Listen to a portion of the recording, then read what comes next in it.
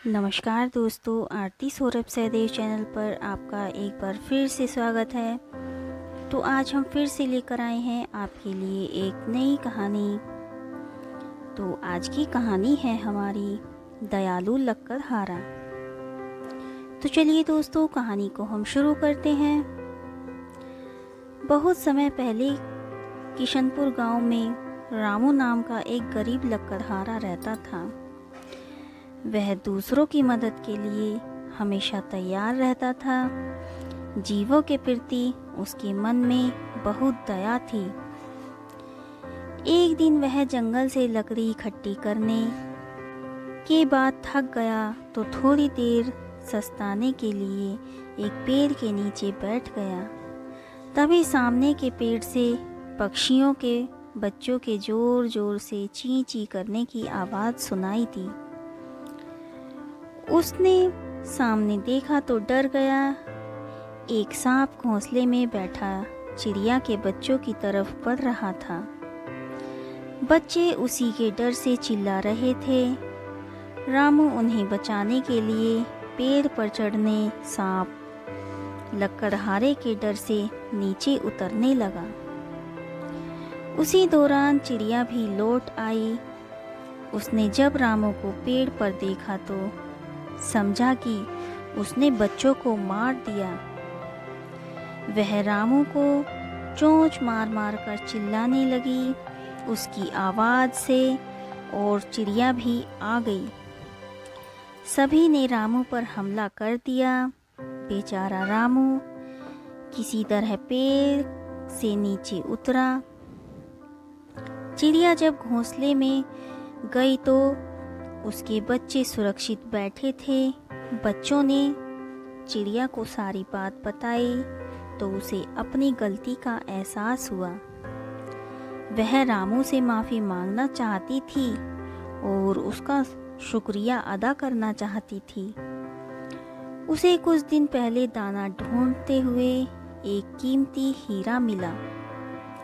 उसने हीरे को अपने घोंसले में लाकर रख दिया। चिड़िया ने वह हीरा रामू के आगे डाल दिया और एक डाली पर बैठकर अपनी भाषा में धन्यवाद करने लगी। रामू ने हीरा उठा लिया और चिड़िया की तरफ हाथ उठाकर उसका धन्यवाद किया और वहाँ से चल दिया। तभी कई चिड़िया आईं और उसके ऊपर उड़कर साथ चलने लगी, मानो वे उसका आभार करते हुए विदा करने आई हों। किसी भी जीव पर किए गए उपकार का फल सदैव ही सकारात्मक नतीजे के रूप में वापस मिलता है। प्राचीन समय में एक विचित्र पक्षी रहता था। उसका धड़ एक ही था परंतु सिर दो थे। नाम था उसका भारुंड। एक शरीर होने के बावजूद उसके सिरों में एकता नहीं थी और न ही था तालमेल। वे एक दूसरे से बैर रखते थे। हर जीव सोचने समझने का काम दिमाग से करता है और दिमाग होता है सिर में। दो सिर होने के कारण भारुंड के दिमाग भी दो थे, जिनमें से एक पूरब जाने की सोचता तो दूसरा पश्चिम। फल यह होता कि टांगे एक एक कदम पूरब की ओर चलती तो अगला कदम पश्चिम की ओर, और भारुंड स्वयं को वहीं खड़ा पाता था। भारुंड का जीवन बस दो सिरों के बीच रस्सा कसी बनकर रह गया था।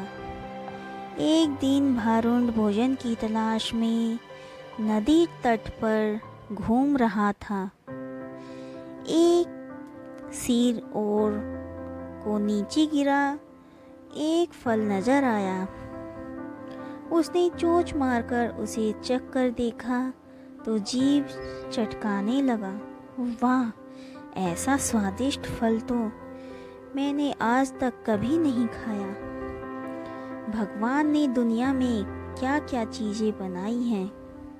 अच्छा, जरा मैं भी चक्कर देखूं, कहकर दूसरे ने अपनी चोंच उस फल की ओर बढ़ाई ही थी कि पहले सिर ने झटक कर दूसरे सिर को दूर फेंका और बोला, अपनी गंदी चोंच इस फल से दूर ही रख।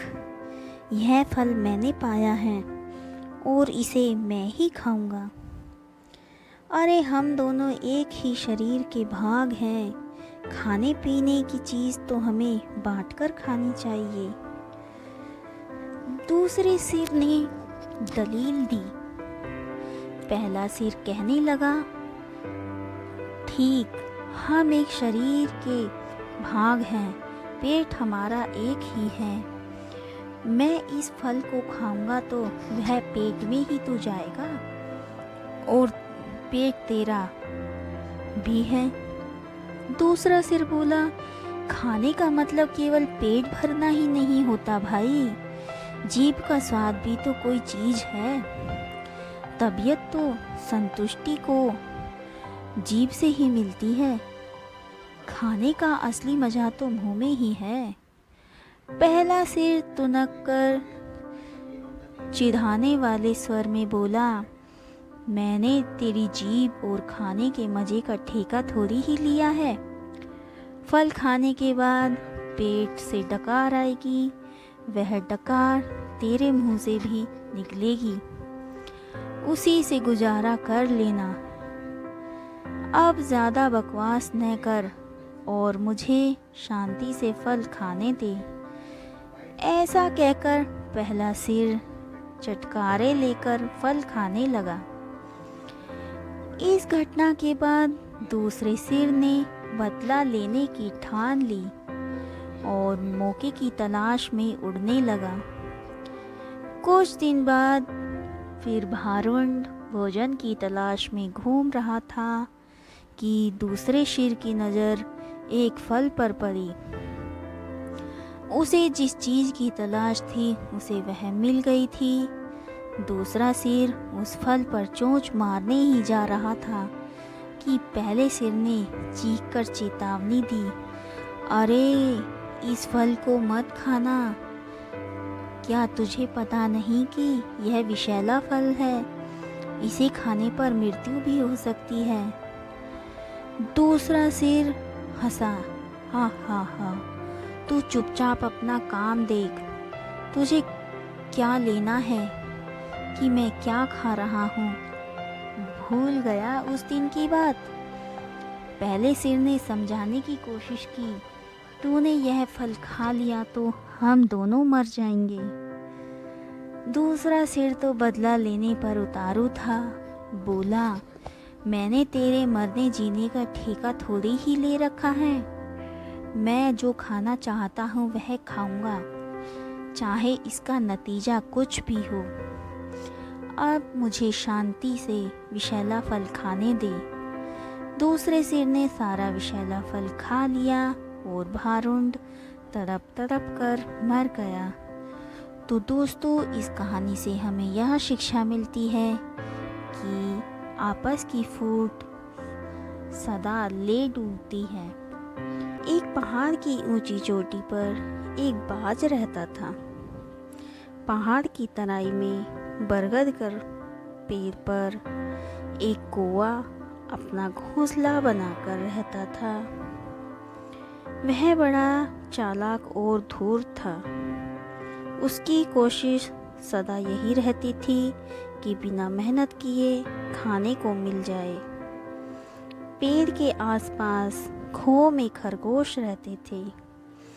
जब भी खरगोश बाहर आते तो बाज ऊंची उड़ान भरते और एक आध खरगोश को उठाकर ले जाते।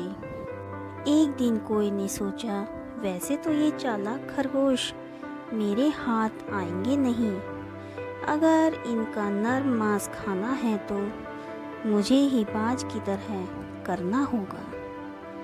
एकाएक झटपट मारकर पकड़ लूँगा। दूसरे दिन कोई ने भी एक खरगोश को दबोचने की बात सोचकर ऊंची उड़ान भरी। फिर उसने खरगोश को पकड़ने के लिए बाज की तरह जोर से झपट्टा मारा। अब भला कौवा बाज का क्या मुकाबला करता। खरगोश ने उसे देख लिया और झट वहां से भागकर चट्टान के पीछे छिप गया। कौवा अपनी ही झोंक में उस चट्टान से जा टकराया। नतीजा, उसकी चोंच और गर्दन टूट गई और उसने वहीं तड़प कर दम तोड़ दिया। एक कुएं में बहुत से मेंढक रहते थे। उनके राजा का नाम था गंगदत्त। गंगदत्त बहुत झगड़ालू स्वभाव का था।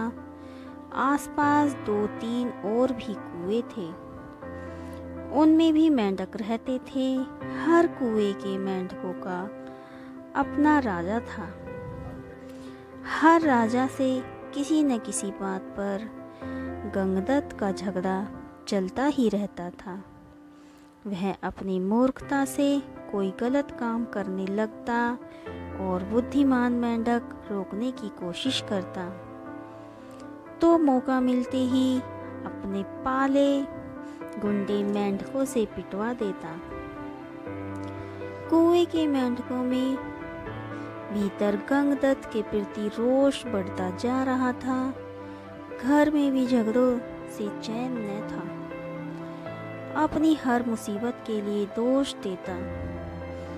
एक दिन गंगदत्त पड़ोसी मेंढक राजा से खूब झगड़ा, खूब तू मैं हुई।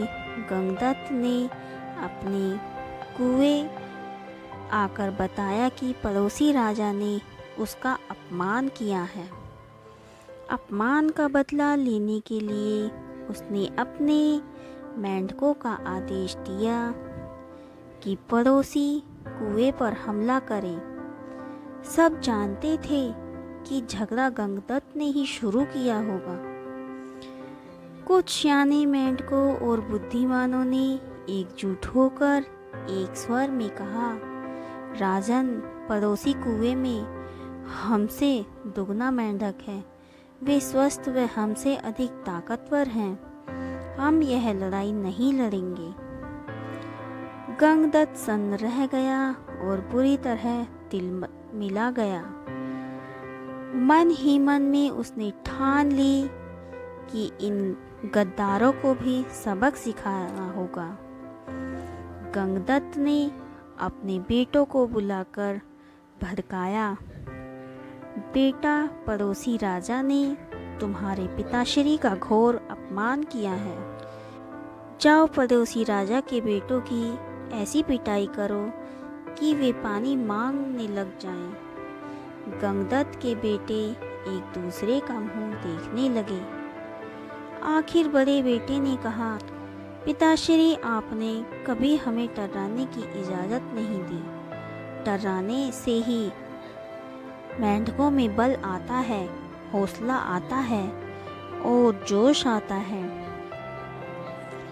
आप ही बताइए कि बिना हौसले और जोश से हम किसी की क्या पिटाई करेंगे। अब गंगदत्त सबसे चिढ़ गया, एक दूसरे पर कुड़ता और पड़पड़ाता कुएं से बाहर निकल गया। इधर उधर घूमने लगा। उसे एक भयानक नाग पास ही बने अपने बिल में घुसता नजर आया।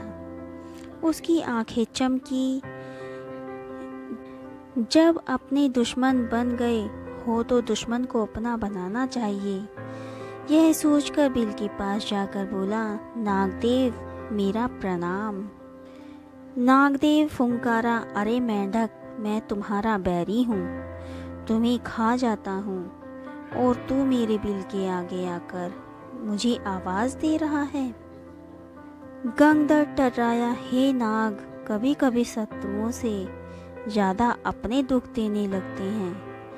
मेरा अपनी जाति वालों और सगों से इतना घोर अपमान किया है कि उन्हें सबक सिखाने के लिए मुझे तुम जैसे शत्रु के पास सहायता मांगने आना पड़ा। तुम मेरी दोस्ती स्वीकार करो और मज़े करो। नाग ने बिल से अपना सिर बाहर निकाला और बोला, मजे? कैसे मजे? गंगदत्त ने कहा, मैं तुम्हें इतने मेंढक खिलाऊंगा कि तुम मुटाते मुटाते अजगर बन जाओगे। नाग ने शंका व्यक्त की, पानी में मैं जा नहीं सकता, कैसे पकड़ूंगा मेंढक? गंगदत्त ने ताली बजाई, नाग भाई, यही तो मेरी दोस्ती तुम्हारे काम आएगी। मैंने पड़ोसी राजाओं के कुओं पर नज़र रखने के लिए अपने जासूस मेंढकों से गुप्त सुरंगें खुदवा रखी हैं। हर कुएं तक उनका रास्ता जाता है। सुरंगें जहाँ मिलती हैं वहाँ एक कक्ष है, तुम वहाँ रहना और जिस जिस मेंढक को खाने के लिए कहूँ उसे खाते जाना। नाग गंगदत्त से दोस्ती के लिए तैयार हो गया, क्योंकि उसमें उसका भला ही लाभ था। एक मूर्ख बदले की भावना में अंधे होकर अपनों को दुश्मन के पेट के हवाले करने को तैयार तो है, दुश्मन क्यों न इसका लाभ उठाए। नाग गंगदत्त के साथ सुरंग कक्ष में जाकर बैठ गया। गंगदत्त ने पहले सारे पड़ोसी मेंढक राजाओं और उनकी प्रजाओं को खाने के लिए कहा। नाग कुछ सप्ताह में सारे दूसरे कुओं के मेंढक सुरंगों के रास्ते जा जाकर खा गया। जब तब सब समाप्त हो गए तो नाग गंगदत्त से बोला, अब किसे खाऊं, जल्दी बता। 24 घंटे पेट फूल रखने की आदत पड़ गई है। गंगदत्त ने कहा, अब मेरे कुएं के सभी सियानों और बुद्धिमान मेंढकों को खाओ। वह खाए जा चुके तो प्रजा की बारी आई। गंगदत्त ने सोचा, प्रजा की ऐसी तैसी हर समय कुछ न कुछ शिकायत करती रहती है। उनको खाने के बाद नाग ने कहा, खाना मांगा तो गंगदत्त बोला, नाग मित्र, अब केवल मेरा कुनबा और मेरे मित्र बचे हैं। खेल खत्म और मेंढक हजम।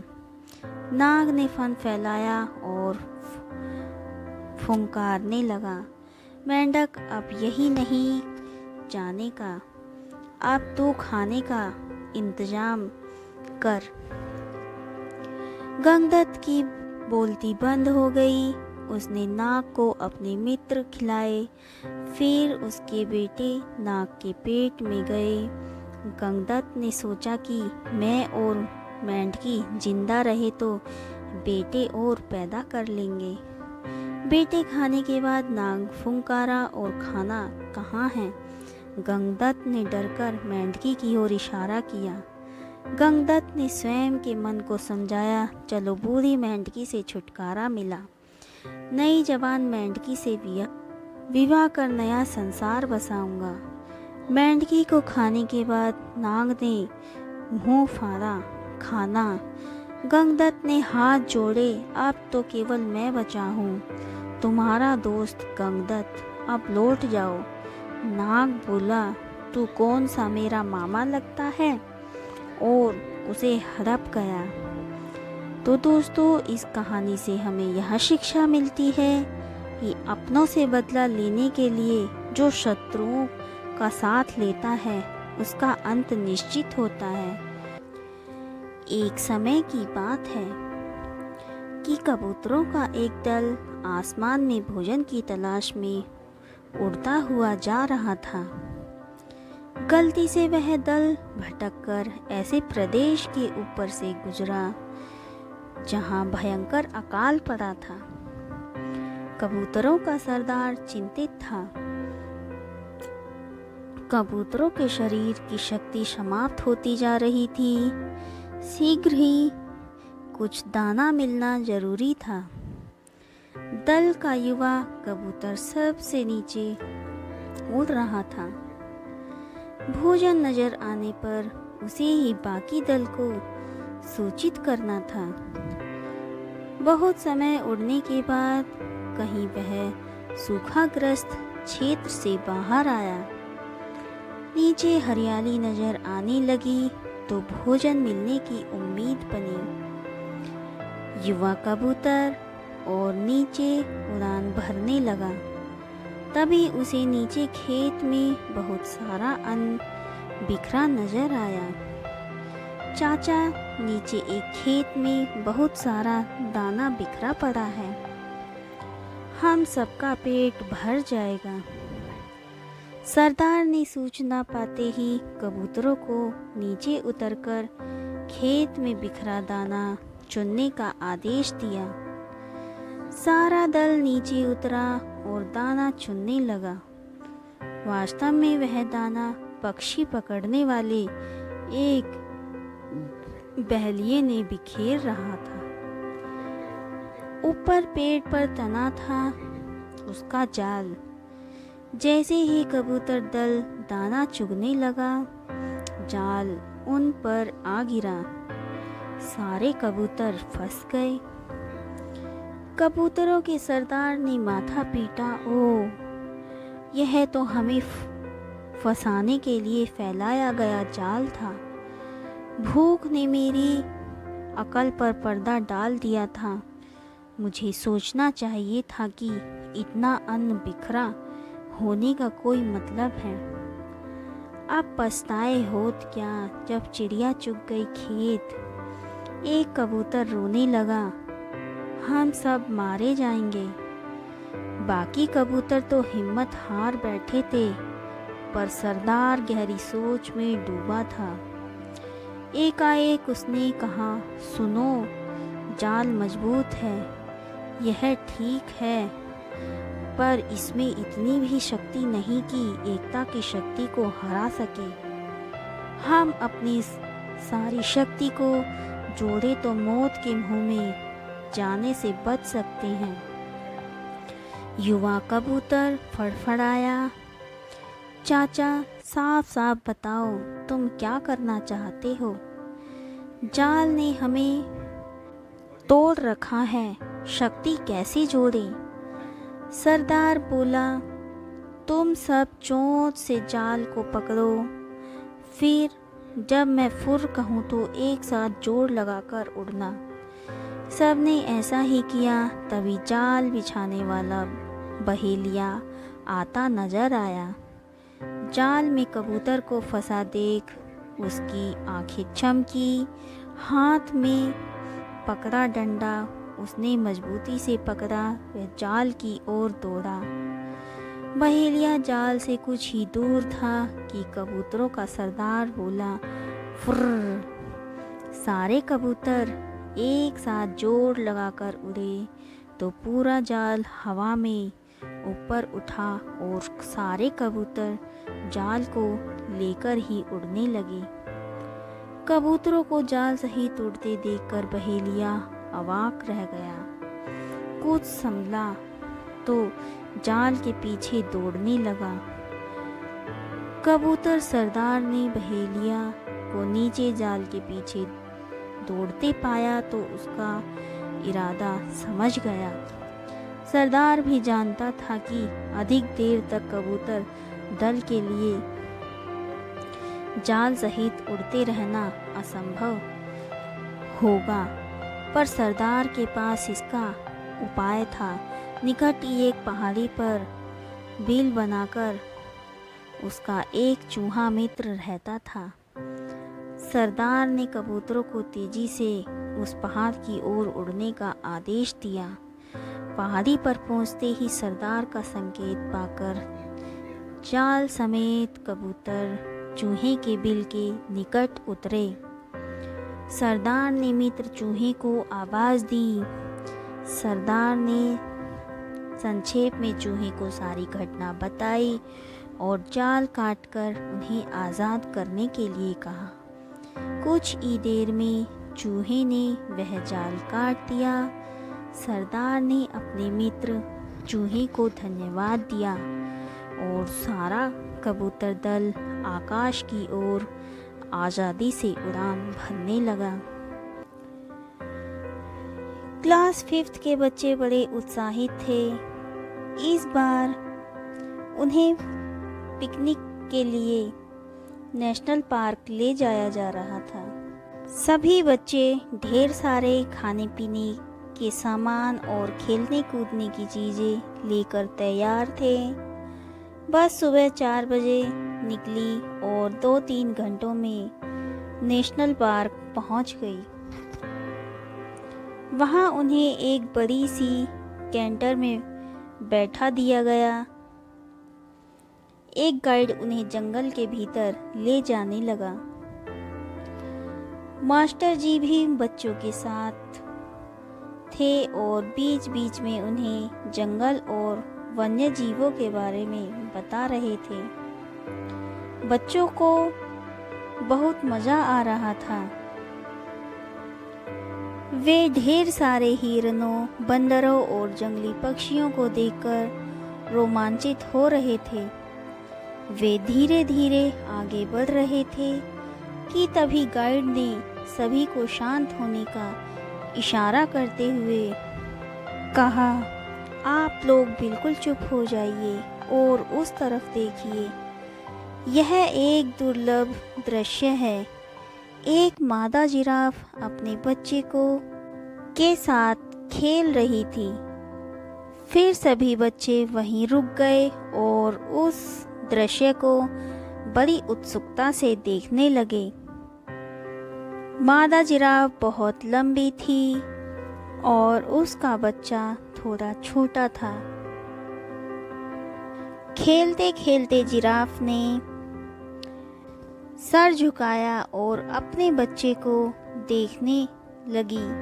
सभी लोग बड़ी उत्सुकता से ये सब देख रहे थे।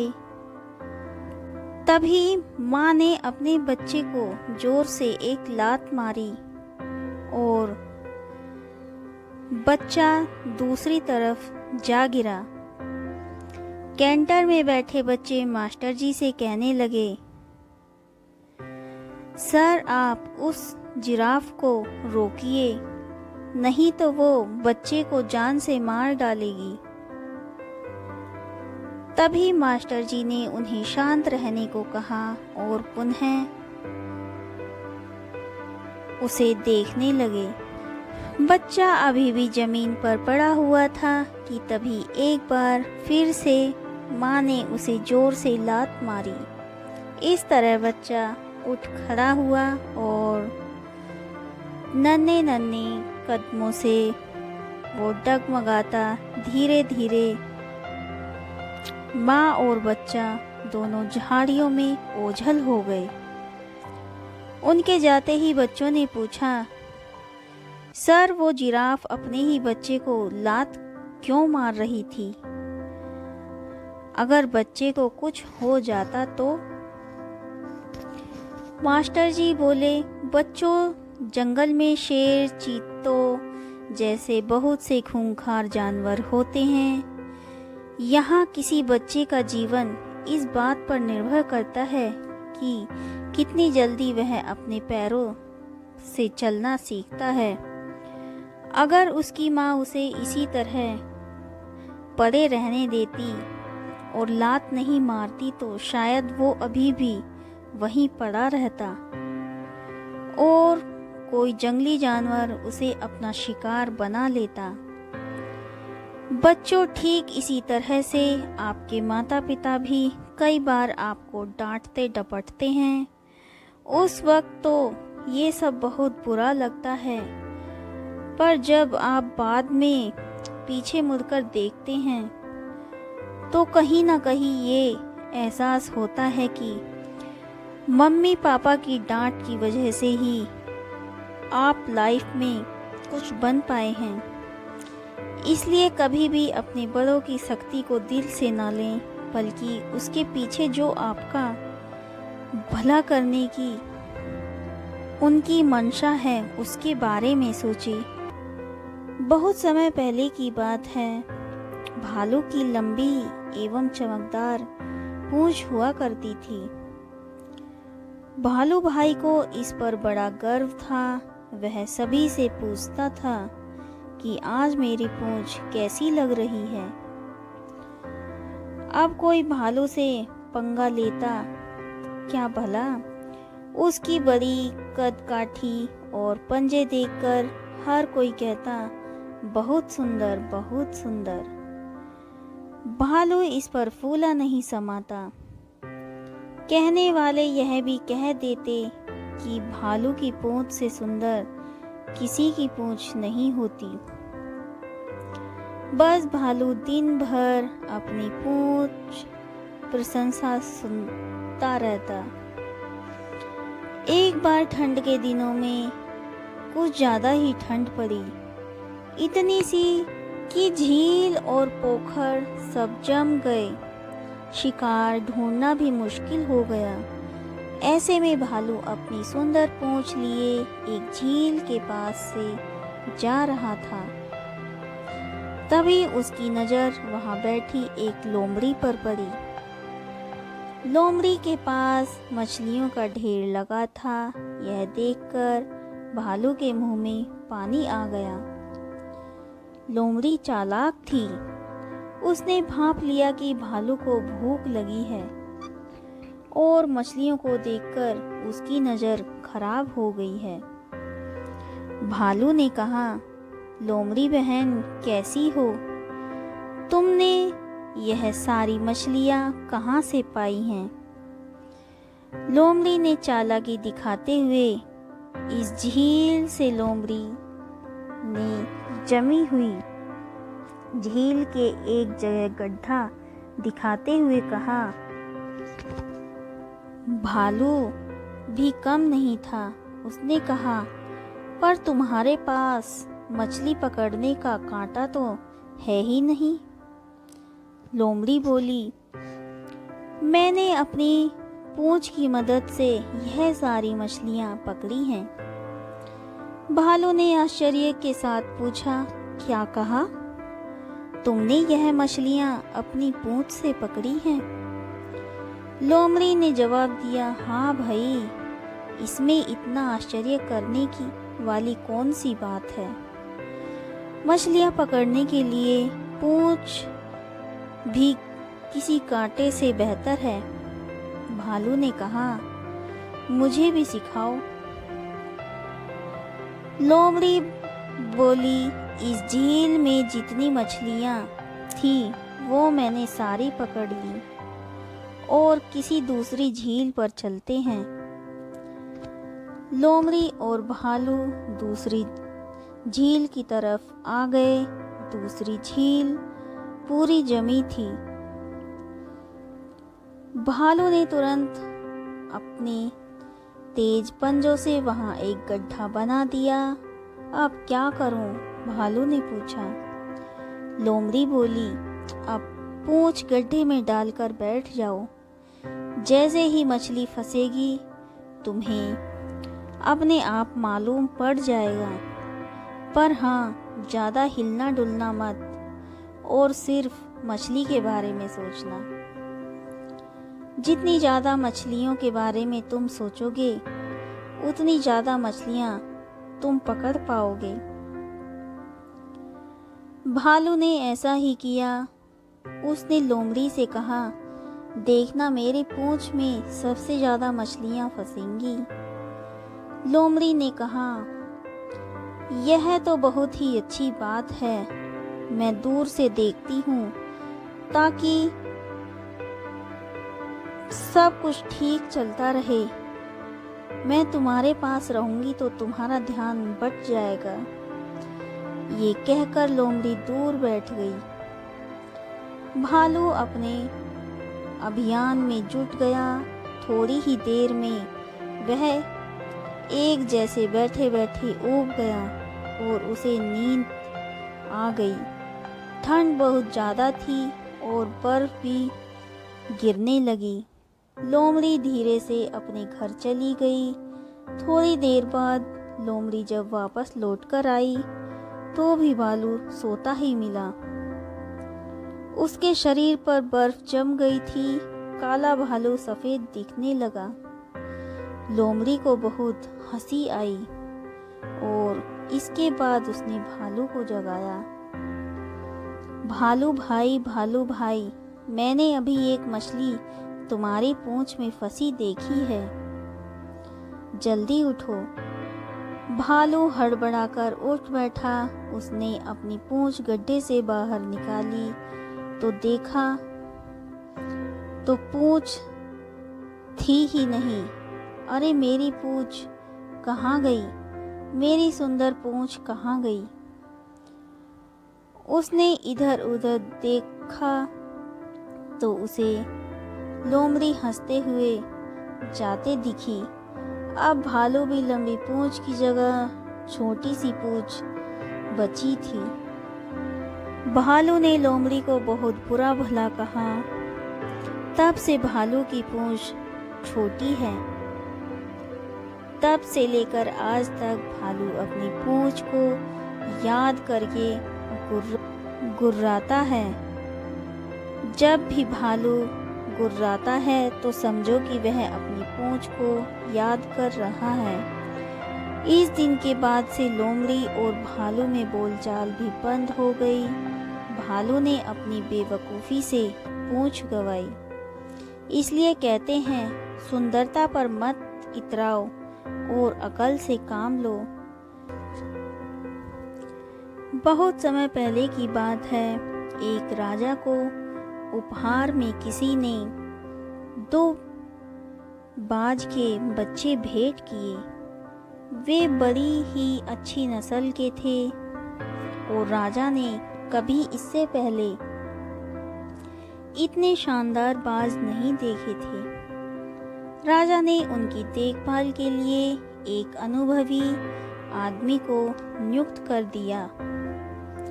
जब कुछ महीने बीत गए तो राजा ने बाजों को देखने का मन बनाया और उस जगह पहुंच गए जहां उन्हें पाला जा रहा था। राजा ने देखा कि दोनों बाज काफी बड़े हो चुके थे और अब पहले से भी शानदार लग रहे थे। राजा ने बाजों की देखभाल कर रहे आदमी से कहा, मैं इनकी उड़ान देखना चाहता हूँ, तुम इन्हें उड़ने का इशारा करो। आदमी ने ऐसा ही किया। इशारा मिलते ही दोनों बाज उड़ान भरने लगे, पर जहाँ एक बाज आसमान की ऊंचाइयों को छू रहा था, वहीं दूसरा कुछ ऊपर जाकर वापस उसी डाल पर आकर बैठ गया जिससे वो उड़ा था। ये देख राजा को कुछ अजीब लगा। क्या बात है, जहाँ एक बाज इतनी ऊंची उड़ान भर रहा है, वहीं ये दूसरा बाज उड़ना ही नहीं चाह रहा। राजा ने सवाल किया, जी हुजूर, इस बाज के साथ शुरू से यही समस्या है, वो इस डाल को छोड़ता ही नहीं। राजा को दोनों ही बाज प्रिय थे और वो दूसरे बाज को भी उसी तरह उड़ते देखना चाहता था। अगले दिन पूरे राज्य में ऐलान करा दिया गया कि जो व्यक्ति इस बाज को ऊंचा उड़ाने में कामयाब होगा, उसे ढेरों इनाम दिया जाएगा। फिर क्या था, एक से एक विद्वान आए और बाज को उड़ाने का प्रयास करने लगे, पर हफ्तों बीत जाने के बाद भी बाज का वही हाल था। वो थोड़ा सा उड़ता और वापस डाल पर आकर बैठ जाता। फिर एक दिन कुछ अनोखा हुआ। राजा ने देखा कि उसके दोनों बाज आसमान में उड़ रहे हैं। उन्हें अपनी आंखों पर यकीन नहीं हुआ और उन्होंने तुरंत उस व्यक्ति का पता लगाने को कहा जिसने ये कारनामा कर दिखाया था। वह व्यक्ति एक किसान था। अगले दिन वह दरबार में हाजिर हुआ। उसे इनाम में स्वर्ण मुद्राएं भेंट करने के बाद राजा ने कहा, मैं तुमसे बहुत प्रसन्न हूँ। बस तुम इतना बताओ कि जो काम बड़े बड़े विद्वान नहीं कर पाए, वो तुमने कैसे कर दिखाया। मालिक, मैं तो एक साधारण सा किसान हूँ। मैं ज्ञान की ज़्यादा बातें नहीं जानता, मैंने तो बस वो डाल काट दी जिस पर बैठने का बाज आदी हो चुका था, और जब वो डाल ही नहीं रही तो वो भी अपने साथी के साथ ऊपर उड़ने लगा। दोस्तों, हम सभी ऊंचा उड़ने के लिए ही बने हैं, लेकिन कई बार हम जो कर रहे होते हैं उसके इतने आदी हो जाते हैं कि अपनी ऊंची उड़ान भरने की, कुछ बड़ा करने की काबिलियत को भूल जाते हैं। यदि आप भी सालों से किसी ऐसे ही काम में लगे हुए हैं तो एक बार ज़रूर सोचिए कि कहीं आपको भी उस डाल को काटने की ज़रूरत तो नहीं है जिस पर आप बैठे हैं। क्लास 5th के बच्चे बड़े उत्साहित थे। इस बार उन्हें पिकनिक के लिए नेशनल पार्क ले जाया जा रहा था। सभी बच्चे ढेर सारे खाने पीने के सामान और खेलने कूदने की चीज़ें लेकर तैयार थे। बस सुबह 4 बजे निकली और 2-3 घंटों में नेशनल पार्क पहुंच गई। वहां उन्हें एक बड़ी सी कैंटर में बैठा दिया गया। एक गाइड उन्हें जंगल के भीतर ले जाने लगा। मास्टर जी भी बच्चों के साथ थे और बीच बीच में उन्हें जंगल और वन्य जीवों के बारे में बता रहे थे। बच्चों को बहुत मज़ा आ रहा था। वे ढेर सारे हिरणों, बंदरों और जंगली पक्षियों को देखकर रोमांचित हो रहे थे। वे धीरे धीरे आगे बढ़ रहे थे कि तभी गाइड ने सभी को शांत होने का इशारा करते हुए कहा, आप लोग बिल्कुल चुप हो जाइए और उस तरफ देखिए। यह एक दुर्लभ दृश्य है। एक मादा जिराफ अपने बच्चे के साथ खेल रही थी। फिर सभी बच्चे वहीं रुक गए और उस दृश्य को बड़ी उत्सुकता से देखने लगे। मादा जिराफ बहुत लंबी थी और उसका बच्चा थोड़ा छोटा था। खेलते खेलते जिराफ ने सर झुकाया और अपने बच्चे को देखने लगी। सभी लोग बड़ी उत्सुकता से ये सब देख रहे थे। तभी माँ ने अपने बच्चे को जोर से एक लात मारी और बच्चा दूसरी तरफ जा गिरा। कैंटर में बैठे बच्चे मास्टर जी से कहने लगे, सर आप उस जिराफ को रोकिए, नहीं तो वो बच्चे को जान से मार डालेगी। तभी मास्टर जी ने उन्हें शांत रहने को कहा और पुनः उसे देखने लगे। बच्चा अभी भी जमीन पर पड़ा हुआ था कि तभी एक बार फिर से माँ ने उसे जोर से लात मारी। इस तरह बच्चा उठ खड़ा हुआ और नन्हे नन्हे कदमों से वो डगमगाता धीरे धीरे माँ और बच्चा दोनों झाड़ियों में ओझल हो गए। उनके जाते ही बच्चों ने पूछा, सर वो जिराफ अपने ही बच्चे को लात क्यों मार रही थी? अगर बच्चे को कुछ हो जाता तो? मास्टर जी बोले, बच्चों जंगल में शेर, चीतों जैसे बहुत से खूंखार जानवर होते हैं। यहाँ किसी बच्चे का जीवन इस बात पर निर्भर करता है कि कितनी जल्दी वह अपने पैरों से चलना सीखता है। अगर उसकी माँ उसे इसी तरह पड़े रहने देती और लात नहीं मारती तो शायद वो अभी भी वहीं पड़ा रहता और कोई जंगली जानवर उसे अपना शिकार बना लेता। बच्चों, ठीक इसी तरह से आपके माता पिता भी कई बार आपको डांटते डपटते हैं। उस वक्त तो ये सब बहुत बुरा लगता है, पर जब आप बाद में पीछे मुड़कर देखते हैं तो कहीं ना कहीं ये एहसास होता है कि मम्मी पापा की डांट की वजह से ही आप लाइफ में कुछ बन पाए हैं। इसलिए कभी भी अपने बड़ों की सख्ती को दिल से ना लें, बल्कि उसके पीछे जो आपका भला करने की उनकी मंशा है उसके बारे में सोचें। बहुत समय पहले की बात है, किसी गांव में शंकर नाम का एक वृद्ध व्यक्ति रहता था। उसकी उम्र 80 साल से भी ऊपर थी, पर वो 40 साल के व्यक्ति से भी स्वस्थ लगता था। लोग बार बार उससे उसकी सेहत का रहस्य जानना चाहते थे, पर वो कभी कुछ नहीं बोलता था। एक दिन राजा को भी उसके बारे में पता चला और वो भी उसकी सेहत का रहस्य जानने के लिए उत्सुक हो गए। राजा ने अपने गुप्तचरों से शंकर पर नजर रखने को कहा। गुप्तचर भेष बदलकर उस पर नजर रखने लगे। अगले दिन उन्होंने देखा कि शंकर भोर में उठकर कहीं जा रहा है। वे भी उसके पीछे लग गए। शंकर तेजी से चलता चला जा रहा था।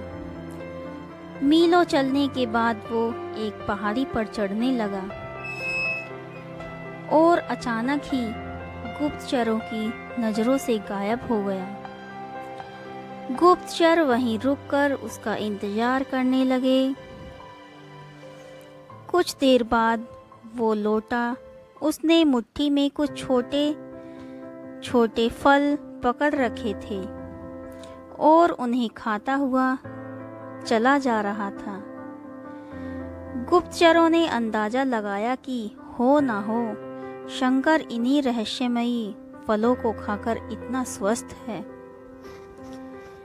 अगले दिन दरबार में उन्होंने राजा को सारा किस्सा कह सुनाया।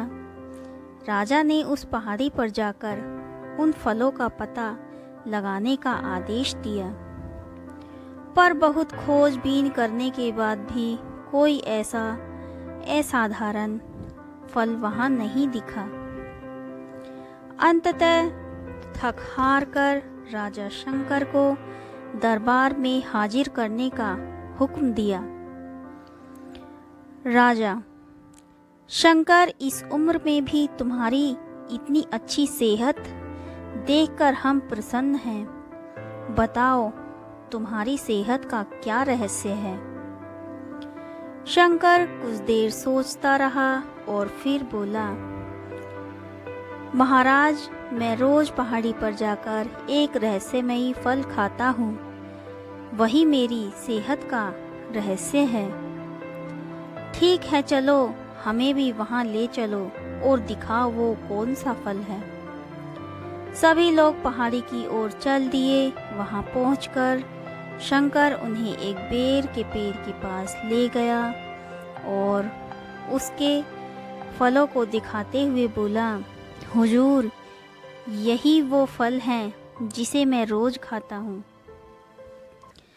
राजा क्रोधित होते हुए बोले, तुम हमें मूर्ख समझ रहे हो? यह फल हर रोज हजारों लोग खाते हैं, पर सभी तुम्हारी तरह सेहतमंद क्यों नहीं हैं? शंकर विनम्रता से बोला, महाराज, हर रोज हजारों लोग जो फल खाते हैं वो बेर का फल होता है, पर मैं जो फल खाता हूँ वो सिर्फ बेर का फल नहीं होता, वो मेरी मेहनत का फल होता है। इसे खाने के लिए मैं रोज सुबह 10 मील पैदल चलता हूँ, जिससे मेरे शरीर की अच्छी वर्जिश हो जाती है और सुबह की स्वच्छ हवा मेरे लिए जड़ी बूटियों का काम करती है। बस यही मेरी सेहत का रहस्य है। राजा शंकर की बात समझ चुके थे। उन्होंने शंकर को स्वर्ण मुद्राएं देते हुए सम्मानित किया और अपनी प्रजा को भी शारीरिक श्रम करने की नसीहत दी। दोस्तों, आज टेक्नोलॉजी ने हमारी ज़िंदगी बिल्कुल आसान बना दी है। पहले हमें छोटे बड़े सभी कामों के लिए घर से बाहर निकलना ही पड़ता था, पर आज हम इंटरनेट के माध्यम से घर बैठे बैठे ही सारे काम कर लेते हैं। ऐसे में जो थोड़ा बहुत फिजिकल एक्टिविटी के मौके होते हैं वो भी ख़त्म होते जा रहे हैं और इसका असर हमारी सेहत पर भी साफ देखा जा सकता है। आज दुनिया में 20 साल से ऊपर के 35% लोग मोटापे से पीड़ित हैं। ऐसे में ज़रूरी हो जाता है कि हम अपनी सेहत का ध्यान रखें और रोज़मर्रा के जीवन में शारीरिक श्रम को महत्व दें। बहुत समय पहले की बात है, कुंतालपुर का राजा बड़ा ही न्यायप्रिय था। वह अपनी प्रजा के सुख दुख में बराबर काम आता था। प्रजा भी उसका बहुत आदर करती थी। एक दिन राजा गुप्त वेश में अपने राज्य में घूमने निकला। तब रास्ते में देखता है कि एक वृद्ध एक छोटा सा पौधा रोप रहा है। राजा कौतूहलवश उसके पास गया और बोला, यह आप किस चीज का पौधा लगा रहे हैं? वृद्ध ने धीमे स्वर में कहा, आम का। राजा ने हिसाब लगाया कि उसके बड़े होने और उस पर फल आने में कितना समय लगेगा। हिसाब लगाकर उसने अचरज से वृद्ध की ओर देखा और कहा, सुनो दादा, इस पौधे के बड़े होने और उस पर फल आने में कई साल लग जाएंगे। तब तक तुम क्या जीवित रहोगे? वृद्ध ने राजा की ओर देखा। राजा की आंखों में मायूसी थी। उसे लग रहा था कि वह वृद्ध ऐसा काम कर रहा है जिसका फल उसे नहीं मिलेगा। यह देखकर वृद्ध ने कहा, आप सोच रहे होंगे कि मैं पागलपन का काम कर रहा हूँ। जिस चीज से आदमी को फायदा नहीं पहुँचता उस पर मेहनत करना बेकार है। लेकिन यह भी तो सोचिए कि इस बूढ़े ने दूसरों की मेहनत का कितना फायदा उठाया है। दूसरों के लगाए पेड़ों के कितने फल अपनी जिंदगी में खाए हैं। क्या उस कर्ज को उतारने के लिए मुझे कुछ नहीं करना चाहिए? क्या मुझे इस भावना से पेड़ नहीं लगाना चाहिए कि उनके फल दूसरे लोग खा सकें? जो केवल अपने लाभ के लिए ही काम करता है वह तो स्वार्थी वृत्ति का मनुष्य होता है। वृद्ध की यह दलील सुनकर राजा बहुत प्रसन्न हो गया। आज उसे भी कुछ बड़ा सीखने को मिला था। बहुत समय पहले की बात है, किसी गांव में एक आदमी रहता था। वह बहुत ही कंजूस था। कभी किसी को भी कुछ नहीं खिलाता पिलाता था। वह खुद भी कभी किसी के पास नहीं जाता था। वह इसलिए नहीं जाता था कि अगर वो कहीं कुछ खाएगा पिएगा तो लोग फिर उससे खिलाने पिलाने को कहेंगे। एक बार उसकी माँ ने उसे बाजार से घी लाने को कहा। घी लेकर जब वह लौट रहा था तब अचानक एक मक्खी घी के कटोरे में गिर पड़ी। कंजूस को बड़ा गुस्सा आया। उसने मारे गुस्से के मक्खी को कटोरे से बाहर निकाला और झटके से उसे फेंकना चाहा। कि एकदम से रुक गया। उसने मक्खी की ओर देखा। उसके पूरे बदन पर घी लिपटा हुआ था। इतने घी का नुकसान। उसने उस मक्खी को मुंह में रख लिया। सारा घी चूस लेने के बाद उसने उसे मुंह से बाहर निकाल कर फेंक दिया और घर की ओर चल पड़ा। वह खुश हुआ था कि उसने घी का नुकसान नहीं होने दिया। संयोग की बात कि जिस समय वह यह सब कर रहा था, उसके गांव के एक आदमी ने उसे ऐसा करते देख लिया। तभी से उसका नाम न केवल कंजूस मक्खी चूस पड़ गया, बल्कि बेहद कंजूस को इसी नाम से पुकारे जाने का रिवाज भी चल पड़ा। एक कौवा था। वह एक किसान के घर के आंगन के पेड़ पर रहता था। किसान रोज सुबह उसे खाने के लिए पहले कुछ देकर बाद में खुद खाता था।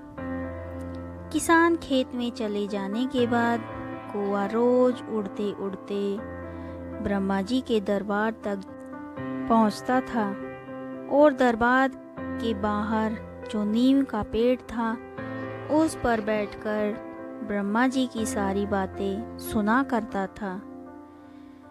शाम होते ही कौवा उड़ता हुआ किसान के पास पहुंचता और ब्रह्मा जी के दरबार की सारी बातें उसे सुनाया करता था। एक दिन कौवे ने सुना कि ब्रह्मा जी कह रहे हैं कि इस साल बारिश नहीं होगी, अकाल पड़ जाएगा। इसके बाद ब्रह्मा जी ने कहा, पर पहाड़ों में खूब बारिश होगी। शाम होते ही कौवा किसान के पास आया और उससे कहा, बारिश नहीं होगी, अभी से सोचो क्या किया जाए। किसान ने खूब चिंतित होकर कहा, तुम भी बताओ दोस्त, क्या किया जाए। कौवे ने कहा, ब्रह्मा जी ने कहा था पहाड़ों में जरूर बारिश होगी, क्यों ना तुम पहाड़ पर खेती की तैयारी करना शुरू करो। किसान ने उसी वक्त पहाड़ पर खेती की तैयारी की। आसपास के लोग जब उस पर हंसने लगे, उसे बेवकूफ़ कहने लगे। उसने कहा, तुम सब भी यही करो। कौवा मेरा दोस्त है, वह मुझे हमेशा सही रास्ता दिखाता है। पर लोगों ने उसकी बात नहीं मानी, उस पर और ज़्यादा हंसने लगे। उस साल बहुत ही भयंकर सूखा पड़ा। वह किसान ही अकेला किसान था जिसके पास ढेर सारा अनाज इकट्ठा हो गया। देखते ही देखते साल बीत गया। एक बार कौवे ने कहा, ब्रह्मा जी का कहना था कि इस साल बारिश होगी, खूब फसल होगी, पर फसल के साथ साथ ढेर सारे कीड़े पैदा होंगे और कीड़े सारी फसल के चौपट कर देंगे। इस बार कौवे ने किसान से कहा, इस बार पहले से ही तुम मैना, पूंछी और छछूंदरों को ले आना ताकि वे कीड़ों को खा जाएं। किसान ने जब ढेर सारा छछूंदरों को ले आया, मैना और पंछी को ले आया, आसपास के लोग उसे ध्यान से देखने लगे। पर इस बार वे किसान पर हंसे नहीं। इस साल भी किसान ने अपने घर में ढेर सारा अनाज इकट्ठा किया। इसके बाद कौवा फिर से ब्रह्मा जी के दरबार के बाहर नीम के पेड़ पर बैठा हुआ था। जब ब्रह्मा जी कह रहे थे फसल खूब होगी, पर ढेर सारे चूहे फसल पर टूट पड़ेंगे। कौवे ने किसान से कहा, इस बार तुम्हें बिल्लियों को न्योता देना पड़ेगा। एक नहीं, दो नहीं, ढेर सारी बिल्लियाँ। इस बार आसपास के लोग भी बिल्लियों को ले आए। इस तरह पूरे गांव ने ढेर सारा अनाज इकट्ठा हो गया और कोए ने सबकी जान भूखमरी से बचाई। एक बार की बात है कि एक गांव में एक जुलाहा रहता था। वह बहुत गरीब था। उसकी शादी बचपन में ही हो गई थी। बीवी आने के बाद घर का खर्चा बढ़ना ही था, यही चिंता उसे खाए जाती। फिर गांव में अकाल भी पड़ा, लोग कंगाल हो गए। जुलाहे की आय एकदम खत्म हो गई। उसके पास शहर जाने के सिवा और कोई चारा ना रहा। शहर में उसने कुछ महीने छोटे मोटे काम किए। थोड़ा सा पैसा उसके पास आ गया और गांव से खबर आने पर कि अकाल समाप्त हो गया है, वह गांव की ओर चल पड़ा। रास्ते में उसे एक जगह सड़क किनारे एक ऊँटनी नजर आई। ऊँटनी बीमार नजर आ रही थी और वह गर्भवती थी। उसे ऊँटनी पर दया आ गई। वह अपने साथ अपने घर ले आया। घर में ऊँटनी को ठीक चारा व घास मिलने लगी तो वह पूरी तरह स्वस्थ हो गई और समय आने पर उसने एक स्वस्थ ऊँट को जन्म दिया। ऊँट बच्चा उसके लिए बहुत भाग्यशाली साबित हुआ। कुछ दिनों बाद ही एक कलाकार गांव के जमीन पर चित्र बनाने उसी गांव में आया। पेंटिंग के ब्रश बनाने के लिए वह जुलाहे के घर आकर ऊँट के बच्चे की दुम के बाल ले जाता। लगभग 2 सप्ताह गांव में रहने के बाद चित्र बनाकर कलाकार चला गया। इधर ऊँटनी खूब दूध देने लगी तो जुलाहा उसे बेचने लगा। एक दिन वह कलाकार गांव लौटा और जुलाहे को काफी सारे पैसे दे गया, क्योंकि कलाकार ने उन चित्रों से बहुत पुरस्कार जीते थे और उसके चित्र अच्छी कीमतों में बिके।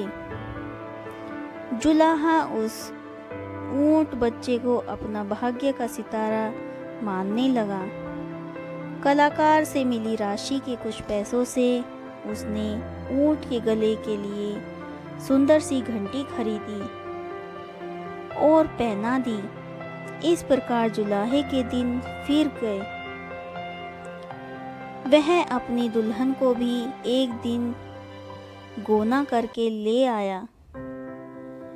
ऊँटों के जीवन में आने से जुलाहे के जीवन में जो सुख आया, उससे जुलाहे के दिन में इच्छा हुई कि जुलाहे का धंधा छोड़ क्यों न वह ऊँटों का व्यापारी ही बन जाए। उसकी पत्नी भी उससे पूरी तरह सहमत हुई। अब तक वह भी गर्भवती हो गई थी और अपने सुख के लिए ऊँटनी व ऊँट के बच्चे की आभारी थी। जुलाहे ने कुछ ऊँट खरीद लिए। उसका ऊँटों का व्यापार चल निकला। अब उस जुलाहे के पास ऊँटों के लिए एक बड़ी टोली हर समय रहती। उन्हें चरने के लिए दिन को छोड़ दिया जाता। ऊँट बच्चा जो अब जवान हो चुका था, उनके साथ घंटी बजाता जाता। एक दिन घंटीधारी की तरह ही एक युवा ऊँट ने उससे कहा, भैया तुम हमसे दूर दूर क्यों रहते हो? घंटीधारी गर्व से बोला, वाह, तुम एक साधारण ऊँट हो, मैं घंटीधारी मालिक का दुलारा हूँ। मैं अपने से ओछे ऊँटों से शामिल होकर अपना मान नहीं खोना चाहता। उसी क्षेत्र में वन में एक शेर रहता था। शेर एक ऊंचे पत्थर पर चढ़कर ऊंटों को देखता रहता था। उसे एक ऊंट और ऊंटों से अलग अलग ऊंट नजर आया।